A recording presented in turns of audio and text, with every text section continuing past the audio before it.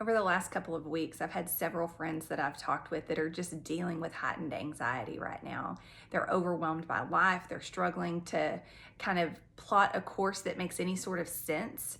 And so, in those conversations, there are two things that we've talked about that I thought might be helpful for you if you are dealing with anxiety right now as well.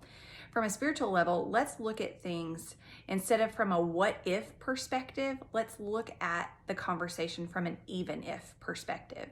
So instead of what if this terrible thing happens or what if that terrible thing happens, let's look at it under the lens of who God is and how he loves us. So instead of what if, let's look at it even if this terrible thing happens, I know that God is sovereign. I know that nothing comes to me that he has not allowed to pass through his fingertips first.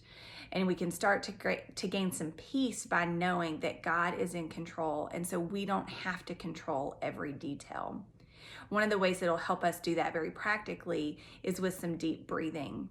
When we become anxious, our heart rate increases, our mind goes into fight or flight. And so what we can do to help our body actually slow down is to take big, long, deep breaths. Hold it as long as you can before you let it out very slowly.